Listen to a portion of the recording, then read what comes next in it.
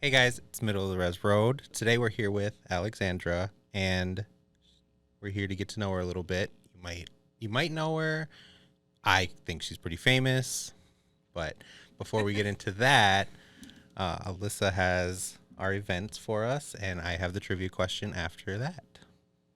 So I have a couple events. A little fun event.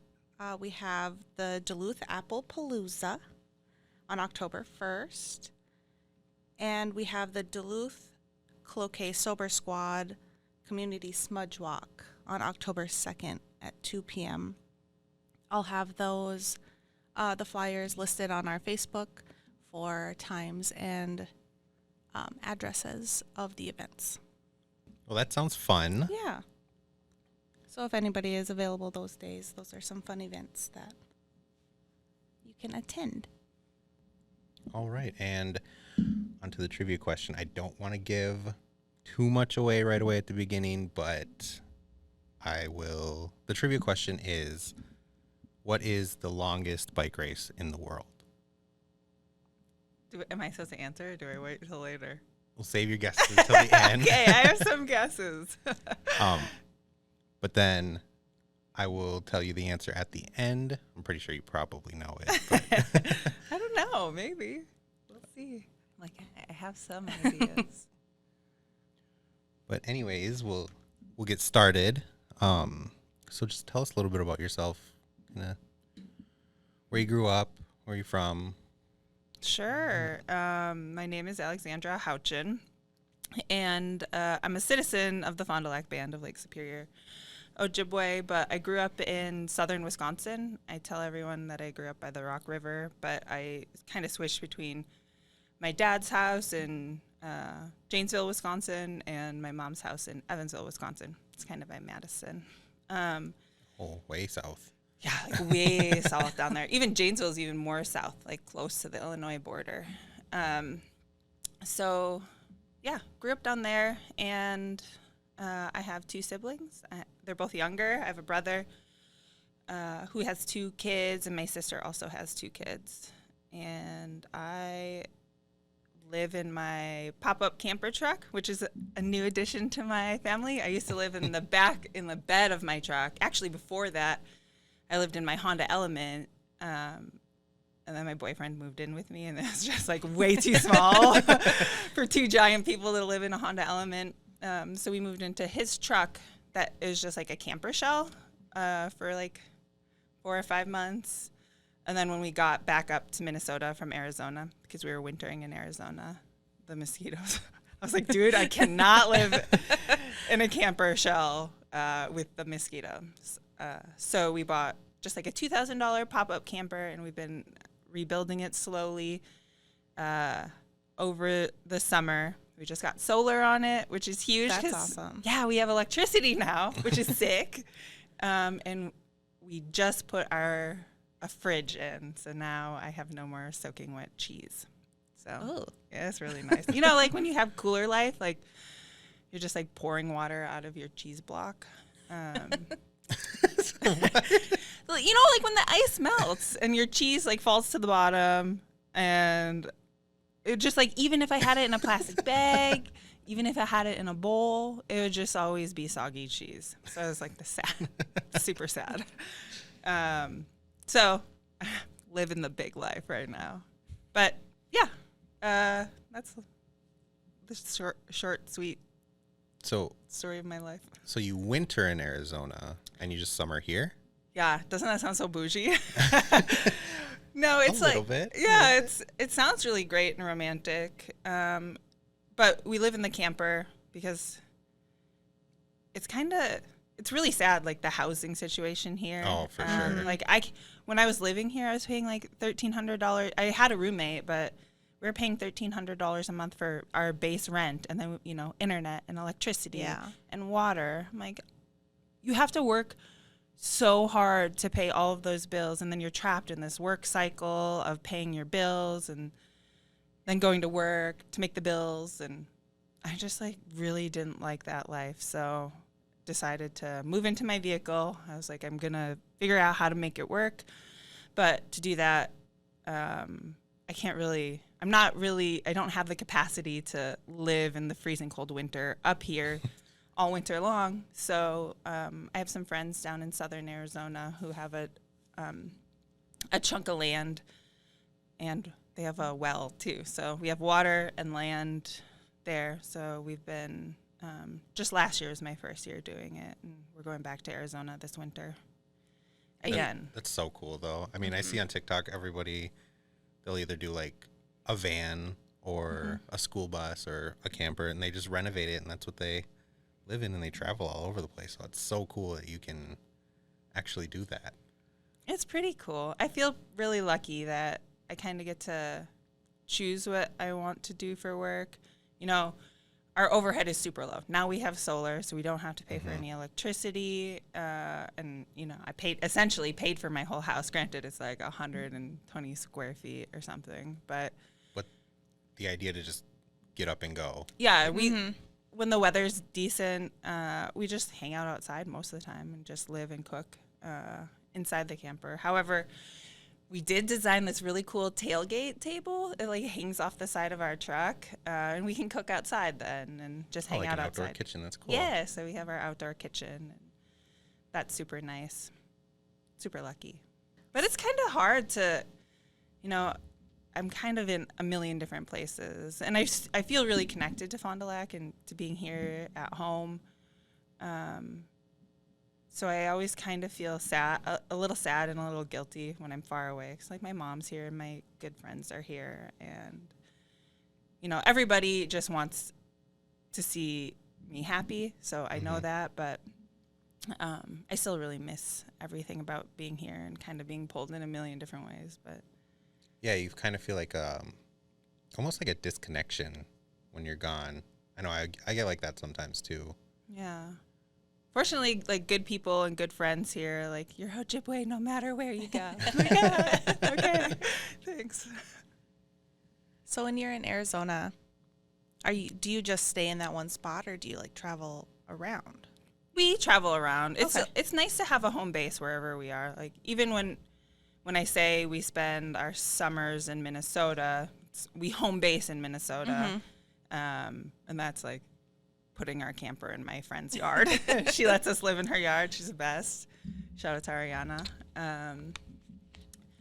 But then we have our home base at my buddy Justin's house, or on the land that he purchased. And then we travel around, mostly riding our bikes and kind of training. You know, it's like nice to get a heads up, a head start on racing season over the winter, because it's perfect in Arizona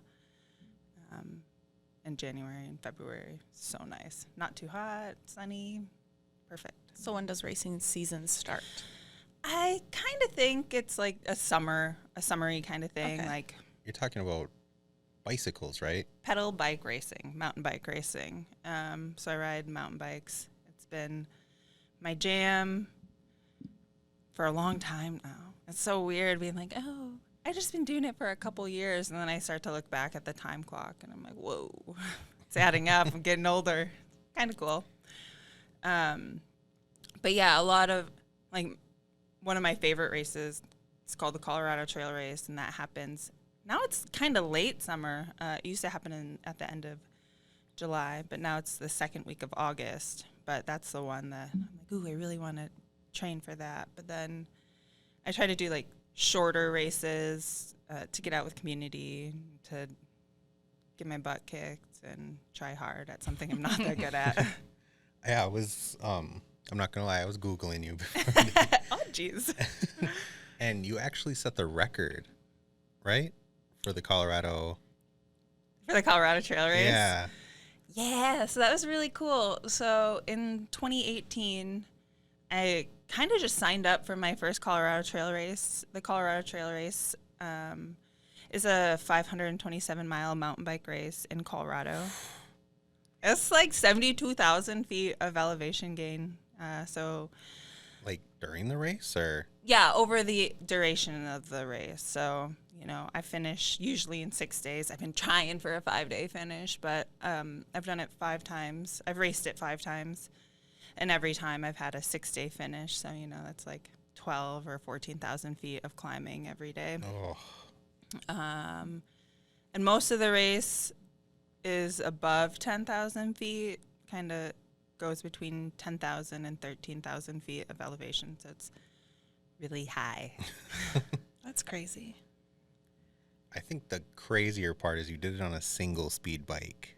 Yeah, I always ride single speed nowadays. And a single speed bike just has one gear. So I pretty much ride or walk, which is nice, I think. I don't trick myself into thinking that I can climb everything, and I don't beat myself up when it's so hard and I'm like, oh, I should be riding. I have all these gears to do it. I just walk if it's too hard and ride when I can. That's insane.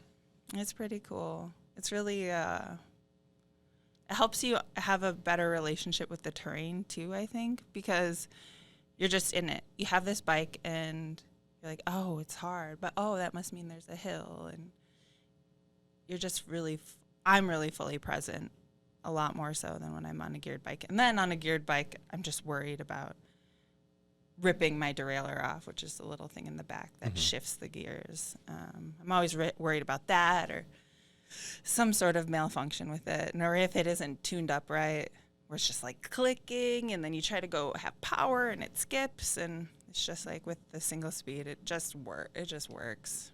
Simple. It's good. Easy. Yeah, easy and simple. Everyone should do it.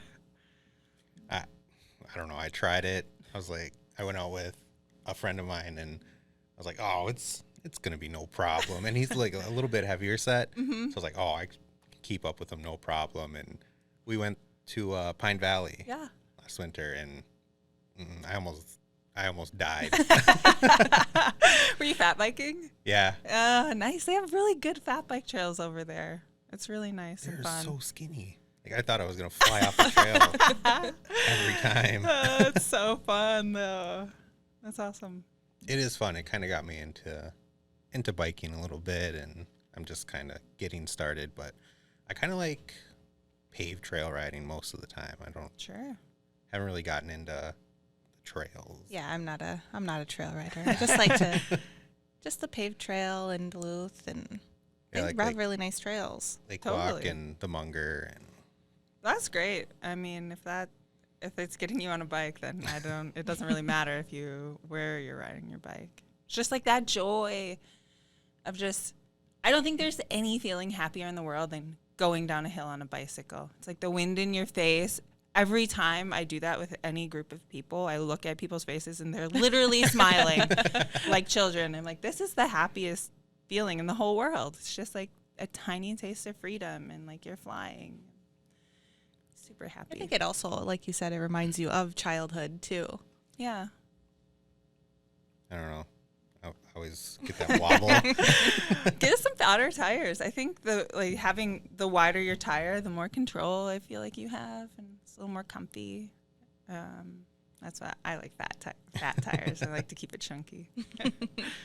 Oh, that brings me to my next question too. How do you train for like the elevation when we're in Minnesota? Or That's been a really challenging thing. For this year's Colorado Trail Race, since I made this huge life decision to live in my camper and have more flexibility, and I left all my desk jobs, I was able to go out like 6 weeks before the race, and I just climbed 14,000 foot peak mountains, 13,000 foot peak mountains. So I was just like hiking a bunch every day. But when I didn't have that before, I would just do interval training. I would cross country ski, and I would fat bike here, because most of the training is through the winter, right? Because it's the summer is when these big mountain bike races are happening. So I'd be here training. One year I trained for a marathon, so I was just like out running in the snow every day, which sucked. I was just like, first off, I'm not much of a runner. I'm not very good at it, but I find that to be like super great training, because it's hard. I think running is like one of the hardest things to do. So I would run, and then I got really into weightlifting. So I got a membership to Anytime Fitness, and I'd watch YouTube videos of some baller ladies lifting heavy weights. I was like, I can do that. So I started getting really into deadlifting and squatting and doing some interval training. And that helps with the base fitness. But then when you get out into the mountains, it's just hard, especially for that Colorado race. Like, everybody struggles to breathe over 10,000 feet. So I just, it was a lot of mental training, being like, hey, it's hard, but it's hard for everybody, right? I try to remember that it's hard for everyone, and to give myself a little room to just say it's hard and slow down when you have to. But I think drinking a lot of water was and has been my secret weapon. It makes your blood thinner, and you can get more oxygen because your blood's moving a little bit faster or easier. So I just try to stay super hydrated, eat my beets beforehand, and just try to exercise and be active as I can. I'm not really too strict on training or too rigid with my lifestyle. I just try hard every day. And sometimes Give it 100% every day. yeah, I'm just trying my best. Some days it doesn't look like what my best has been in the past, but it's, you just try every day, and every day is a new day. So try to be kind with myself. So Ricky and I just came back from Colorado. Yeah, about a month ago. Nice. Has it been a month already? Yeah, we left on the 1st of September. Holy. Oh, yeah. Wow. But we seen a bunch of canned air. Oh, yeah. Do you use that at all? I've never used that. Okay. I kind of make fun of it. I'm just We've just seen it all over, and we're like, do we need some of that when we go hiking? Totally. No, I've seen it. I've never used it. And I'm just kind of it's kind of a running joke with a bunch of my friends too. We're like, oh, go get yourself a can of air. Yeah, we went hiking into the mountains, and I think we were 9,000 feet up, and I could definitely feel the difference. It felt like I couldn't catch my breath all the way. Yeah, you're like, am I really this out of Yeah. shape? Yeah. I was like, there's no way. It's definitely hard in the altitude, You're just getting less for every breath you take in. So I think, so much of what I do ultra endurance bike racing, which is no formal definition, but loosely bike races that take more than 2 days. I don't know, maybe over 400 miles or so, or over 300 miles, depending on the terrain. But it's such a hard thing to do that you just have to have mental toughness. So, that goes back to the stuff of being like, well, I know it's hard for everybody to breathe, so it's hard for me to breathe too, and that's okay. So just kind of tricking your brain into this is normal now, and it's fine. So. How do you train for endurance racing, though? Do you bike to the cities and back? Yeah, just a run in the mill. I'm going to ride to Minneapolis.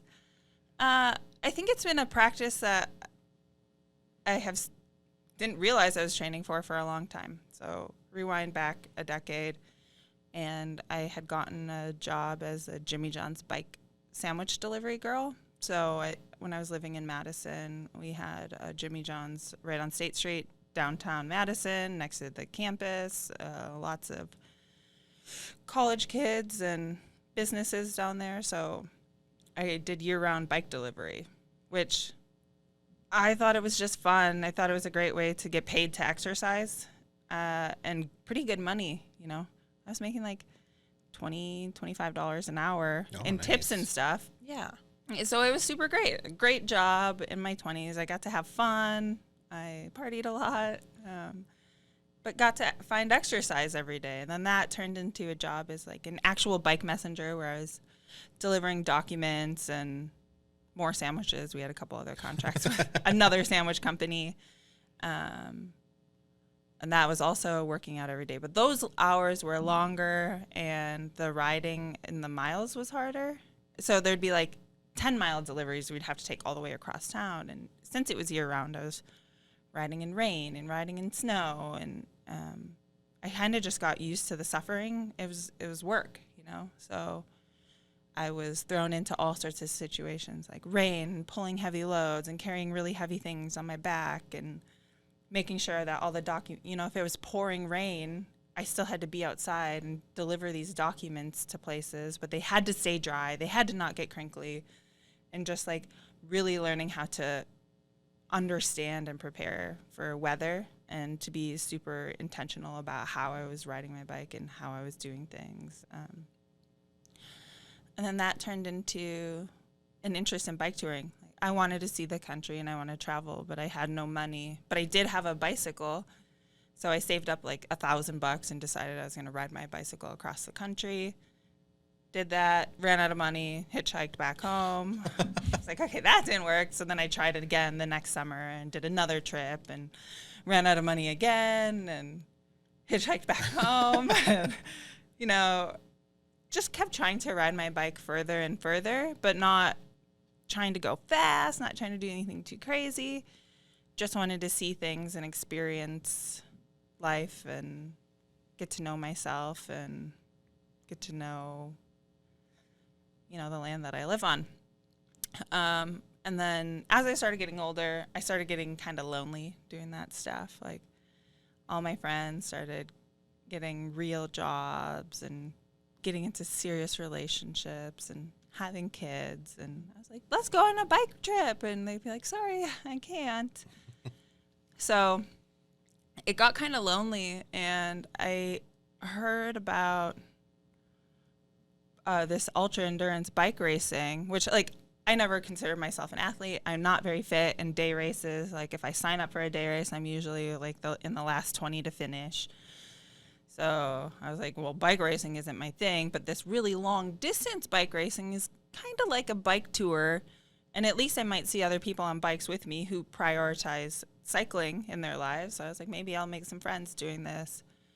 And it was kind of in showing up to those races where I realized I'm kind of competitive. Didn't know that. I mean, I knew I liked to be good at stuff, but then it came to bike racing. I'm like, oh, I could stay awake a little bit longer. So somehow, over the time of doing the bike delivery to bike tour to bike racing, I'd push myself a little bit further, developing a relationship with my endurance. So my very first race, I tried to not sleep, but I couldn't. I didn't bring any sleep kit, and I was wrapped up like a burrito on the side of the road in a blue tarp. Oh, it's so cold, and it was raining, and I was like, why did I think I couldn't sleep? Everybody needs sleep. But after, every race I would try a little bit harder. I'd try all over again. I'd try to push sleep. I'd try to ride further. I'd try to ride faster. And over time, all of those lessons have led me to a really solid, deep relationship with my body and my mind. And I can understand, I know how strong my mind is, and it's mostly in these long races, it's all mind work. 'Cause your body, as long as you're eating food and drinking water and catching some sleep here and there, you can really go super duper far on mental strength alone. It's very well said. I'll make bitch. I would like to circle back to where you biked across country. Oh, my first trip? Yeah. Okay.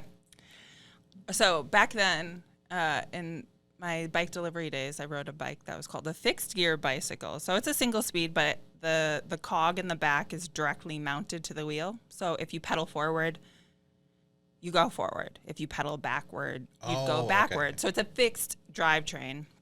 So when you're going down a hill, your pedals are spinning because your wheel, it's all fixed. You don't ever get to coast on that bicycle. And that was the only bicycle I had with these tiny, tiny tires. They're 23 mils wide, just 110 PSI, rock hard, super fast, bike messenger, cool. That was the only bike I had. So I was like, well, I'm going to ride my fixie from Madison to the reservation. So that was my very first trip. My mom had moved up to Fond du Lac, or to Cloquet, when she found her biological family.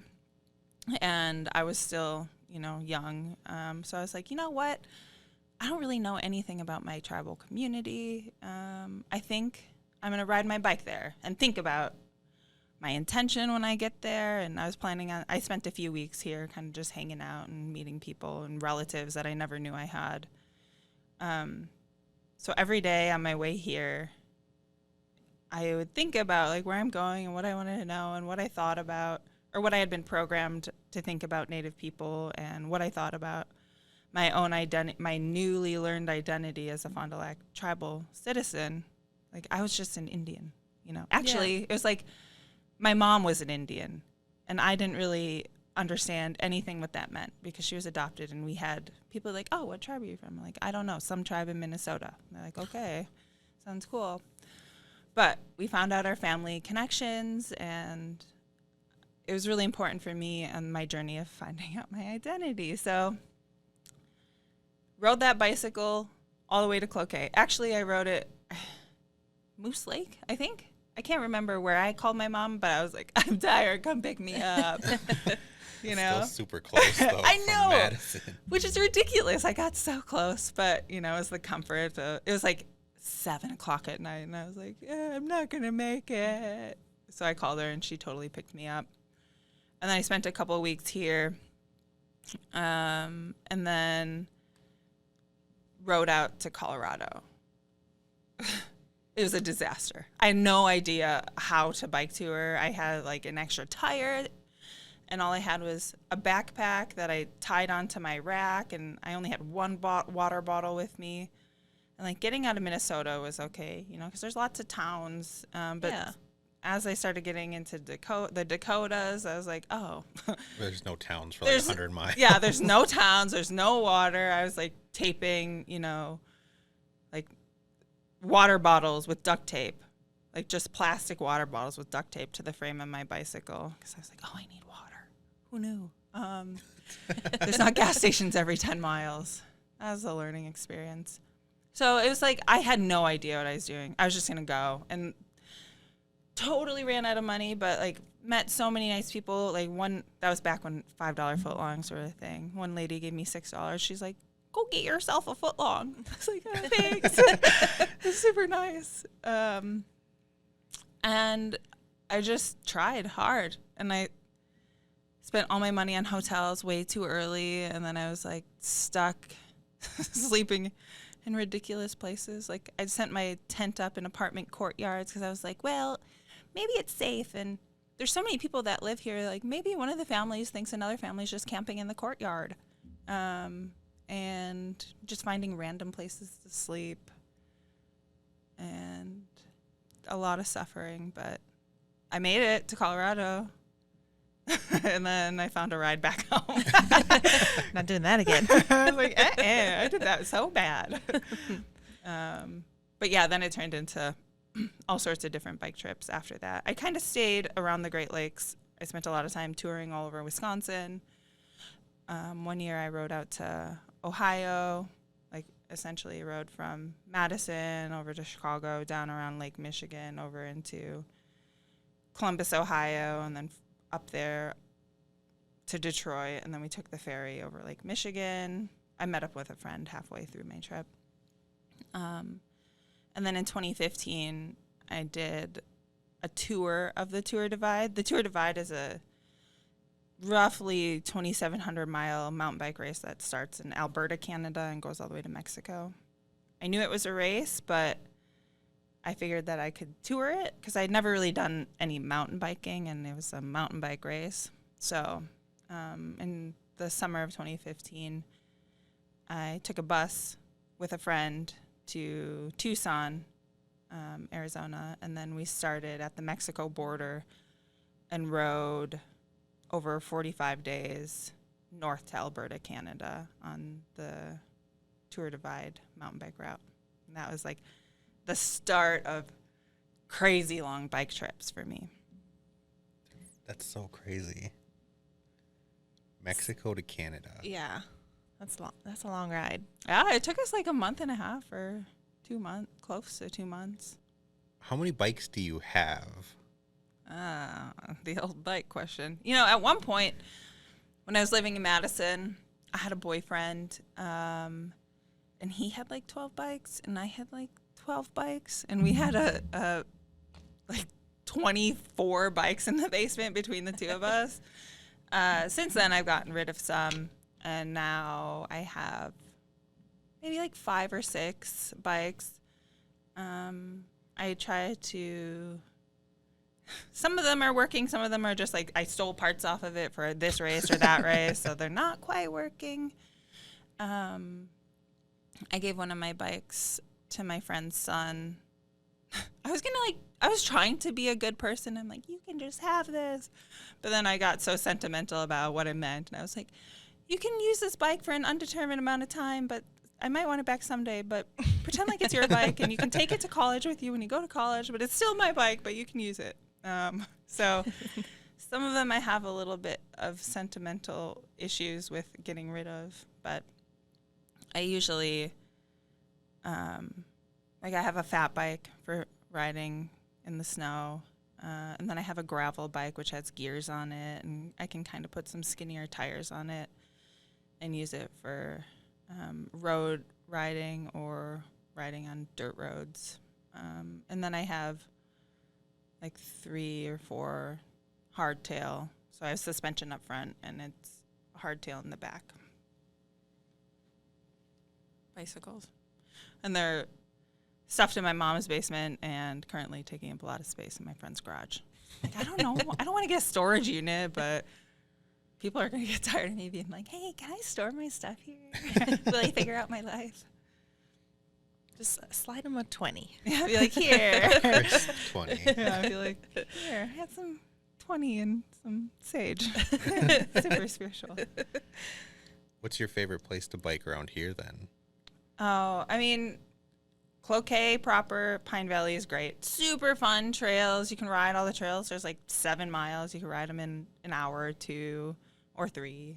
You can just do good loops, and you actually get some vert.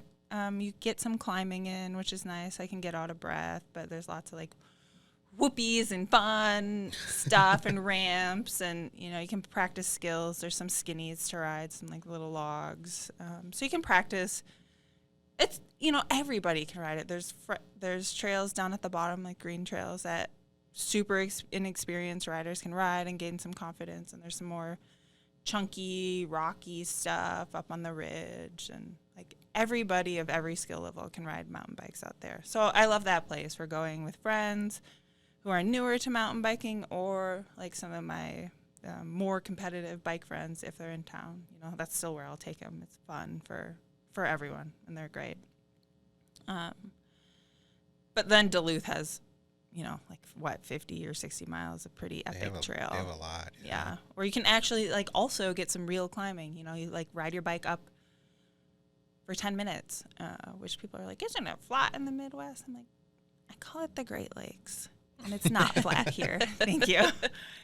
So Duluth has great riding, and then so does up here or in Cloquet. And then also fat biking all up along the North Shore in the winter. I do a good ride from Duluth to Grand Portage every winter. Oh, really? Yeah, like on the Bear Grease Trail, like around the race time, I volunteer with the sled dog race.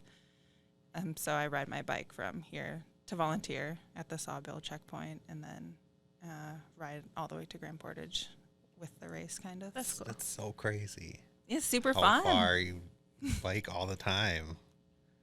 Yeah, it's so fun. It's like the first day is so hard, but then you get into a rhythm of, like, now I just live outside. Now this is just my life. It's great. Did you ride your bike here? No. I ain't done nothing since the Colorado Trail except for eat.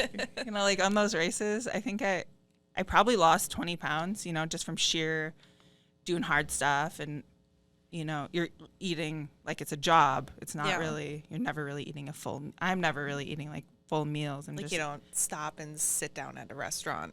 No, I'm like eating a half of a Snickers every half an hour.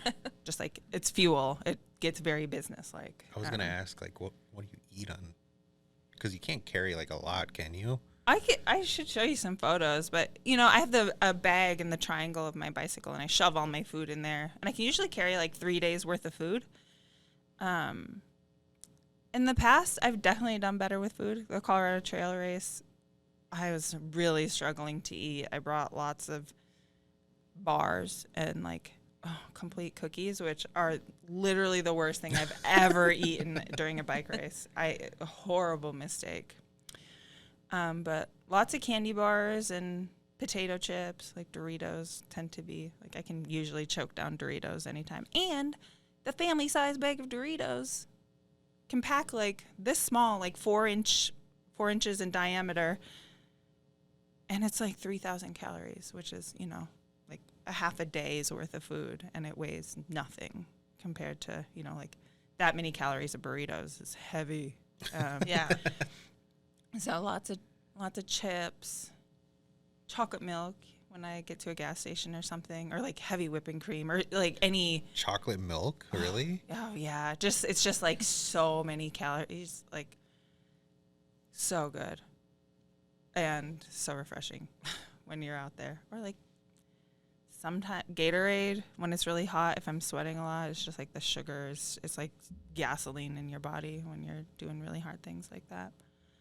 But nothing crazy. I really hate any race specific food, which was why I don't know why I thought bringing 40 pro bars was a good idea, but by my fourth pro bar, I was like, I can't eat this anymore. Why did I do this?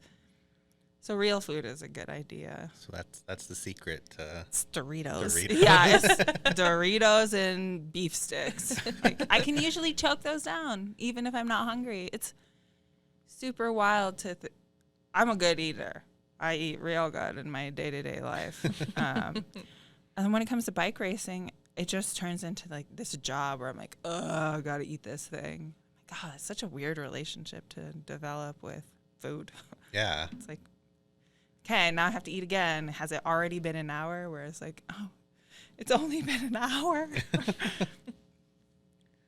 So what is one essential thing that you want to bring on a long tour or race? Like a luxury item or something that you better not forget or you might die? Let's do both. Okay.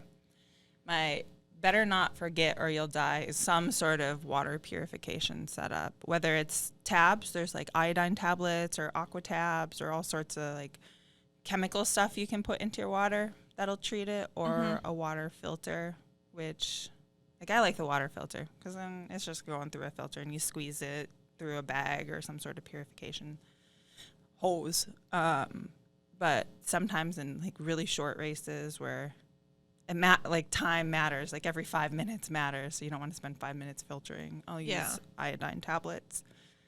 And that's you have to do that because sometimes towns are 1 or 2 or 3 days away, and all your water comes from the surface, and a lot of the places I'm racing out west are public lands, so there's lots of grazing and stuff and cattle, so lots of animals pooping in the water. So you just have to have some sort of way to make sure that you can get yourself clean water. And then luxury, man, one more pair of socks than you think you need. Having nice or having dry, clean socks is the best thing in the world. All those points of contact on your bike after time gets sore. So many people underestimate their sock game. And there's it's real. If you can't walk or pedal, your feet get super sore, or you're riding the same pair of socks for 1 or 2 days, they start to get crispy, and then you take them off and it's still the shape of your foot. So having an extra pair of socks is definitely, I'd be oh, I only need 3 pairs of socks for this race. Stuff one more in there for that secret emergency sock need. Right. So I would have never thought socks. I know, and most people don't. I maybe bring more socks than anybody else out there, but I never regret it when I'm putting on. It's the last day of a race, and there's a lot of hike-a-biking, which is walking your bike. Oh, my feet hurt, but hey, I put some nice cushiony socks on, and it is just glorious. You get so sweaty or stinky or wet. This Colorado Trail race recently was super wet, the wettest race I've ever raced in. And everybody that finished had some form of trench foot, like on a scale of 1 to 10, and that's where your feet Ugh. just like are super monstrous. Get moldy. Yeah, they get moldy, and like the cracks of your foot, like all the skin gets wrinkly, but like in between those wrinkles, it like gets infected and it just hurts super bad. It just sounds like it hurts. Yeah, I never had that before, but it was like 6 days of Because you being bring extra socks. it's because I'm bringing those extra socks. Yeah, 6 days of rain is a lot, though. And when you're in your shoes for 20 or 22 hours a day, you kind of forget how luxurious it is. Yeah. Your body hurts in ways where you're like, I didn't know this was a thing. My feet hurt. I thought standing on my feet for a shift at the grocery store was hard. And you're pedaling up mountains and you're pushing on your foot all day long. Yeah, like when I went to Pine Valley for the first time, I'm like, oh, I didn't know lungs can hurt. Yeah, you're just like breathing hard. I was the same way, but like when I first started, my butt hurt so bad. And I'm like, am I doing something wrong? Am I sitting on the bike wrong? Somebody help me. Well, and that is super real. There are different seats or saddles. Mm-hmm. Your saddle is supposed to, like the widest parts of the saddle are supposed to be where your sit bones are. You have 2 bones in your butt that like all you sit on. So you can measure those and then get a saddle that's the appropriate size. But a lot of people are riding either really too little ones or too big ones can cause problems too. It's like chafing in the back of the leg and your inner thighs if it's too big. So it is uncomfortable, though. It's not sitting on a couch by any means. Like, Right. oh, my butt. So that kind of leads me into my next question, too, is what could somebody expect if they're trying to get into, like, biking, or, like, if they're looking for a good bike, how much could they expect to spend on a decent bike? Yeah. No, that's real. I That's don't know real, if and I that's should hard ask- stuff. I don't know if I should ask you how much you spend on your bikes. No, well, I got sponsored, so now I don't have to buy any of my bikes. But, at one point I was buying bikes, and I've worked at lots of bike shops. And it's really hard to get a solid, reliable bicycle. Most people, like a mountain bike, for example, if I'm helping any of my friends get a mountain bike, I say you're probably going to spend between $500 and $1,000 to get a proper bicycle. A real bicycle is a vehicle. It's super serious. You have professional people building it because you need your brakes to work. You need the bike to work. You end up going like 40 miles an hour down a hill sometimes on a road, and you have to expect that everything's bolted down and attached right. So there's like the craftsmanship of building a bike and getting a bike from a bike shop. I always recommend like new people get their bikes built by a professional bike mechanic because it's very real stuff. It is a vehicle. It's not just a toy. Now, if you have some knowledge or a friend who knows stuff about bikes, maybe you can get one off Craigslist for like $300 or $500. But if you get a single speed bike, it'll be cheaper because you don't have to worry about any of the shifting components. So that is another reason I do like the single speed. It's just cheaper and more affordable. But say you spend $500 to $1,000 on a bicycle, and it's just super capable. You could start showing up to bike races on a bicycle like that. Like when I started doing my bike races, I had a Surly Krampus, which was like $1,000 at the time, and I rode that bike across the country. I raced it in mountain bike races until it got stolen. And that was a great bike. It did what I needed. You spend X amount of money, keeping it tuned up and whatnot for a year. It's no different than a car. Yeah. You have to put money into it to make sure that it works and that it's reliable. Mm-hmm. But most bike shops, like even around here, I used to work at Continental Ski and Bike in Duluth, and the people there are super nice. Nobody's trying to like sell you anything that you don't need, and you can go into a bike shop generally and just be like, hey, this is what kind of riding I want to do or that I'm looking to do. And when you're going into a bike shop, like, sure, it can be super intimidating. But just be honest with people. Be like, hey, I don't know this, or this is how much money I'm looking to spend, or do you have any recommendations for what kind of bike I should get? And then, help them get you on the right size bike because that also matters. I didn't know there was so much into just to get started. It's Yeah, and that's just like what I think. Like if you want to take it serious, you'll have more fun on a bike that fits you and on a bike that works than on like a cheapo dilapidated bike. Like you might not ride it. So I just think that it's just more fun if it fits you and if it works, and then that might keep you riding bikes more, and then eventually, getting showing up to a bike race. what's your go-to brand? Well, now, like I ride for a company that makes bikes, like handmade bikes. So my bikes are all They're all custom. yeah, they're all custom now. But it wasn't always that way. I was always buying my bikes like scrappy no-name bikes off Craigslist. But every bike is different, like all the mainstream brands. Like there's Trek and Giant and Specialized and Fuji. But any bike that you see sold in a bike shop is a good brand, and they all fit different. Like I think I remember Fuji bikes tended to be have longer top tubes, so I'd recommend that for people that had longer torsos and shorter legs. And then Giant bikes were the other opposite, if you had longer legs and a shorter torso, or just like whatever bike feels good. They're all kind of made the same way. They all kind of probably come from Taiwan. It's, it's not like they're super different in how they're manufactured or built. Little tweaks in geometry, but otherwise, if it's sold at a bike shop, it's a good bike. So I don't know if you answered this part, but if someone were to get into biking, what is the best advice that you would give them?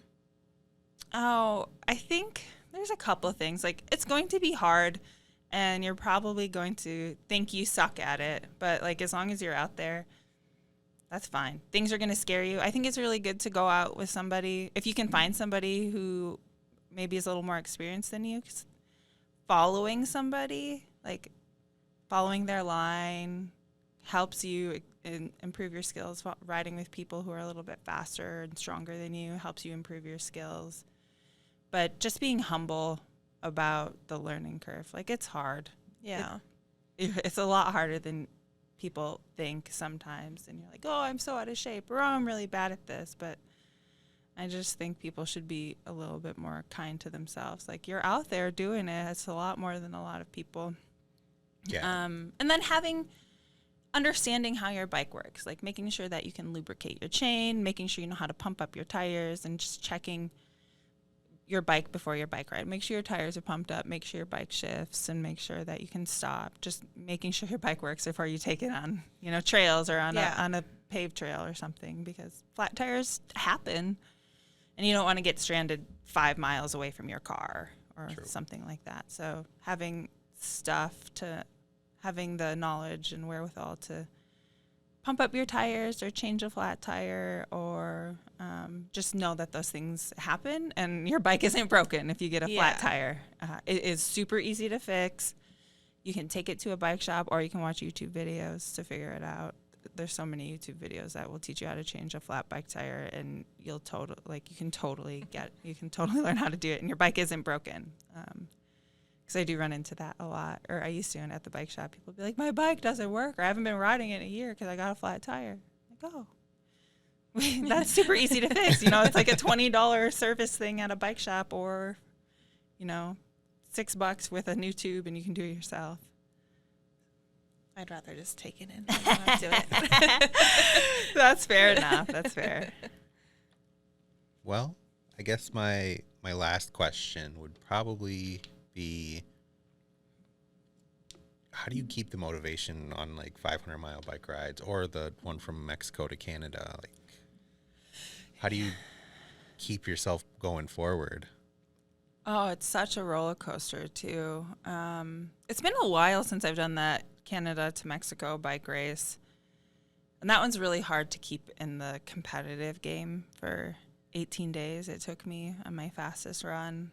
It's like 18 days of like, okay, now I'm going to ride my bike 150 miles again today, and tomorrow I'm going to do the same thing. And the race field kind of gets spread out a little bit, and you see fewer and fewer people. So often it's just like you and some cows or Like, I don't really know how to keep going, but it's just such a roller coaster of self-love and testing. Like, there's moments where I'm so tired and I'm just sitting on the side of the road with my bike, and I'm like, I am so tired. I cannot ride my bike any further. And you just kind of sit there.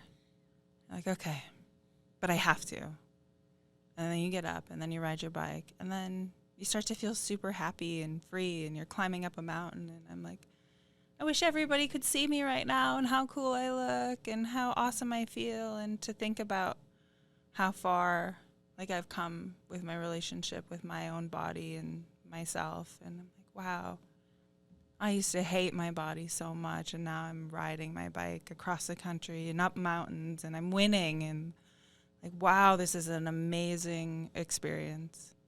And then you go back down the mountain, and it's a flat road, and you're just sitting there on the side of the road again. You're walking your bike on flat road, and you're like, why am I racing my bike? So it goes up and down, and you feel highs and feel lows. But it's just an amazing ability to, like, believe in yourself and then to actually do it. Like, it wasn't always like that. I quit lots of things, you know, like having my mom come pick me up. Yeah. But, like, signing up for more events and trying over again until you finally start to have some self-esteem and believe in yourself. And then that takes you further and faster. And ultimately, it just is this evolution of self-love and respect for everybody who came before you that allowed you to be able to do this. Like, I think about that all the time, like all the things that my ancestors went through. And now I am so privileged. I get to ride my bike for fun, and I get to tell stories about riding my bike, and I get to meet all these people and have all these experiences and really expand my mind and my brain. And gosh, I just get to really live freely in a peaceful way and not have to worry about survival. And I just think about how the best way I know of honoring that is just like doing what I love. So I think about lots of different things that keep me going. But yeah, it's like lots of love and gratitude now. It evolved, but love and gratitude keep me going. That's awesome. Yeah. Thanks. Do you have any upcoming events or races that you are going to participate in? Yeah, my next race is the Arizona Trail Race. That race starts at the Mexico border also, and then rides, or it goes 800 miles north to the Utah border. When's that one then? That one's it starts October 20th. Okay. But once you reach the southern edge of the Grand Canyon, you have to disassemble your bike and attach it to your backpack and hike down into the Grand Canyon, carry it across the Colorado River, and hike out the Grand Canyon on the other side. That's crazy. It's so hard. I did it last year, and that might have been the physically hardest thing I've ever done. It's like 60 pounds of awkward weight on your back. Yeah, it's really hard, but at least I know how hard it is going into it again. Yeah. But you kind of forget. I'm like, it's not so bad. I'll be down in the bottom of the Grand Canyon, like, why? So, yep, that one's coming up in a month, and I've only been eating casserole for weeks and gaining weight, so I should probably start training. Well, we wish you the best of luck. Thanks. There's a website. It's called trackleaders.com, where we all have, like, all the people competing have little dots. Oh, and cool. you can see who's where and Oh, how cool. it unfolds. And that's really fun because we all carry little trackers with us. So it's kind of fun to just, like, obsessively refresh on your computer screen and be like, oh, they only moved 0.2 miles? Why are they going so slow? So, yeah, trackleaders.com. It's called the Arizona Trail Race, and people can follow along if they want. That's cool. I didn't know that they did that. I suppose is it Yeah. a safety thing too then? Kind of like the spot tracker. Yeah. You can, if you're really in a pickle. I would say, really in life or death situations, you should only use their little SOS thing. Most of the people going out for these races should be prepared and should understand, you know, how to survive in the wild and to make good choices to keep you safe and not jeopardize your health or safety. But we carry trackers just in case, because there's lots of places without cell service. Yeah. And, you know, it's super long and remote terrain. But then, you know, it's fun to kind of see where everybody is and, yeah, keep everyone safe. Cool. That's We'll cool. have to check that out. Yeah, we're definitely gonna. Yeah, dot watch. They're called people that watch are dot watchers. It's super fun. You find yourself like yelling at the computer screen, or I do. I get like, "Why are you stopped?" It's like, you know, 2 a.m. and people are sleeping for 3 hours. I'm like, you should be riding still, which is easy. It's easy to speculate because you don't know the weather. You know, so many Right. people, like even still, I've ridden so many bike rides. And I always picture it like sunny and 72, like on a bike ride. I'm like, oh, it's perfect. Like the But whole time. yeah, the whole time, every day, like 2 a.m, sunny and 72. But, you know, it's like dark and windy and cold and rainy sometimes. And there's snow and all sorts of stuff happens out there. Or animals, or like some reason you can't get across the trail. And, you know, you have no idea. Or somebody gets a flat tire or a mechanical and they're stuck on the side of the road fixing stuff. They have to wait for a gas station to open. There's so many things that just Yeah. happen. And it's easy to speculate about what's happening with those little dots. That's Well, very cool. We wish you the best of luck. We're definitely gonna dot watch. Yeah, thanks. And also, we just wanted to thank you for coming down and Mm-hmm. doing the interview with us and telling Yeah, It us was about, very like eye opening. yeah, and telling us about your passion. Thanks. Yeah, I appreciate the invitation. Super cool what you guys are doing. Thank Thank you. you. All right. Well, I guess to the answer. Remember when I said I was going to remember it? Completely Yeah. forgot. Did you forget? So the question was, what is the longest bike race in the world? I don't know. Like the overall longest? Like a race or a tour, or is that like the same thing? No, I think a tour is like when you can stop and have a latte and Okay. look at the sunset or sunrise. Racing is like go for it at all costs.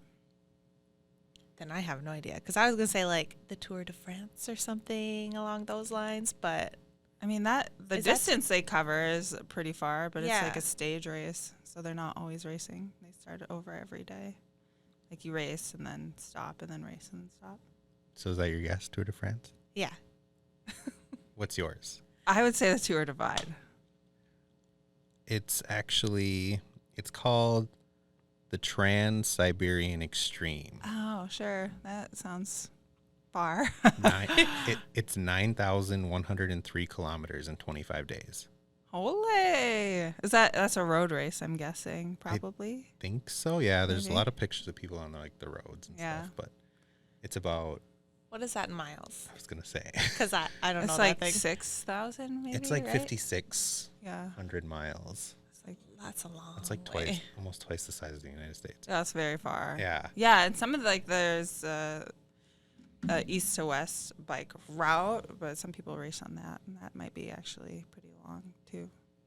But 3,000 miles. That's.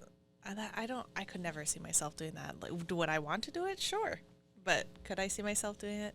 Maybe. Would I not. quit within 20 miles? Yeah. Probably. Oh, jeez. It's just like you wake up and do your best every day. Yeah. At some point, your best gets a little better, but you know, if you can only ride 20 miles a day, you better take a lot of time off to do it. But you still could do it, you know. All right. Well, That's all I got. all right. Well, thank you again. Yeah. All right. All right, guys. Well, from all of us here at Middle of the Res Road, we'll see you next week. And Have a good one. Bye. bye.